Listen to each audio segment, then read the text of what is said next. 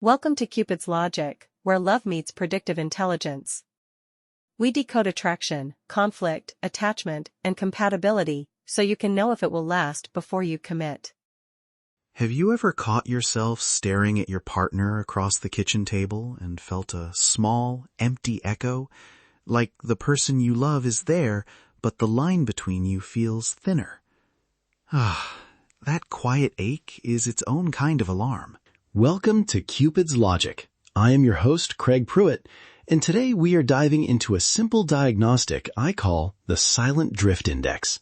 Quick promise. In the next 10 minutes, I'll give you 5 things to watch for, a 2-week micro measure you can start tonight, 3 low-risk experiments to try, and a decision rule so you don't waste months guessing. Picture Emma and James, 10 years together, mostly happy. Then, slowly, the small things change. Conversations that used to last an hour become check-ins. Weekend plans shrink. One night, Emma suggests a short getaway. James says, maybe next month. That maybe turns into inertia. No fireworks. No betrayal. Just a slow hollowing away, one missed plan at a time. That's the problem the Silent Drift Index solves. Slow, cumulative distance that doesn't trigger the obvious alarms. I track 5 behaviors that tend to show up first. 1. Conversation depth decline. It's not how long you talk, it's whether you ever go beyond logistics. If your evenings read like a grocery list more often than not, depth is dropping. Ask yourself, when was the last time you shared a real worry or a small hope? 2. Future language fade. Listen for we versus I. Are you saying we about that trip, about decisions, about plans, or is future talk framed in singular terms? Less we usually means a shrinking shared horizon. 3. Planning frequency drop. Intentional plans, date nights, projects, financial check-ins begin to disappear. If no one initiates meaningful plans for more than a few weeks, your relationship's operational backbone is thinning. 4. Micro-withdrawals. Short replies, avoiding eye contact, leaving a room during a disagreement. Each one feels small. Together they add up. Track when they happen and what triggers them. 5. Intimacy energy variance. This isn't explicit. It's the rhythm of closeness. Small touches, private jokes, spontaneous compliments. If those moments fade or feel mechanical, the energy that connects you is draining. Okay, so you see the behaviors. How do you measure them without making your partner feel interrogated? 2-week micromeasures, simple daily logging, 3 ratings from 1 to 5, and 2 yes-no flags. Rate conversation depth, planning initiation, and intimacy energy each day.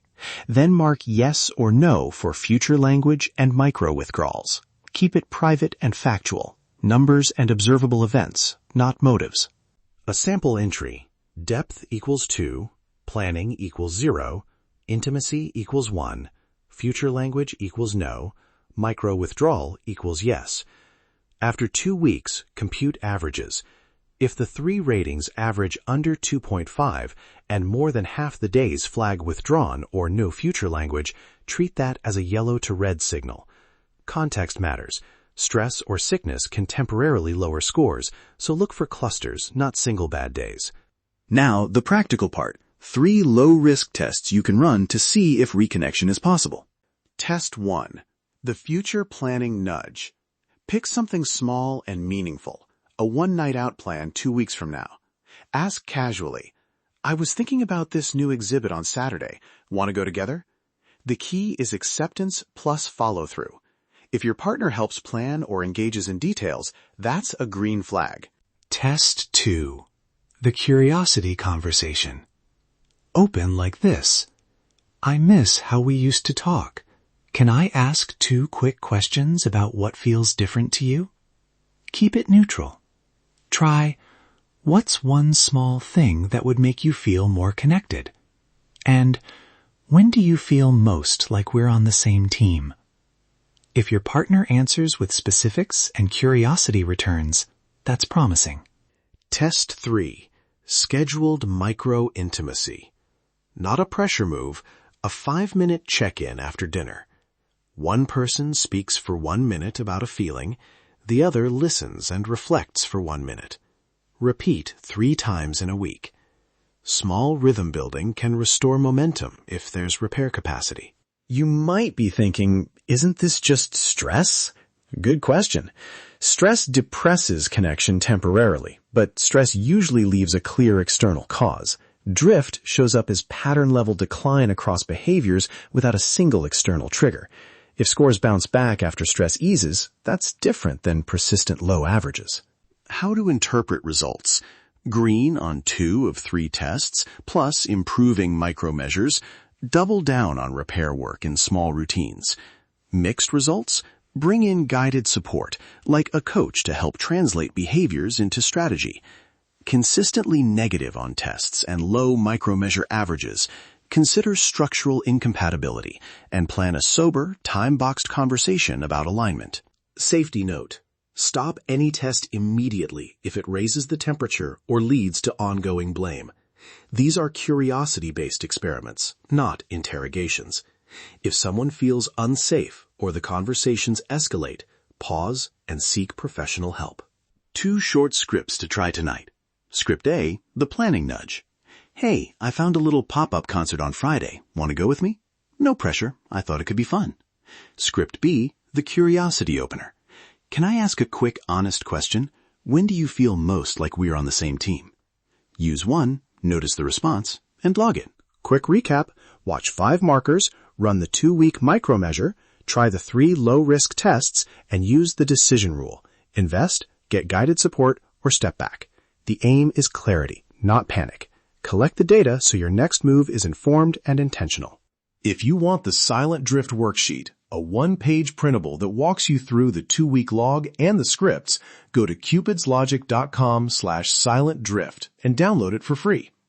Try the 2-week check, and if you want to share outcomes, I would love to hear your thoughts. Are you ready for the truth? Thanks for listening to Cupid's Logic. Remember, you're not bad at relationships. You've been flying blind.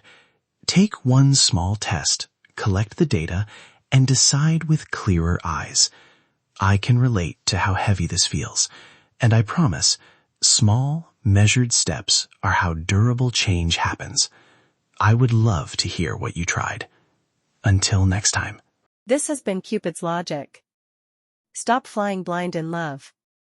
Visit cupidslogic.com and let the Prism engine reveal what your relationship data already knows.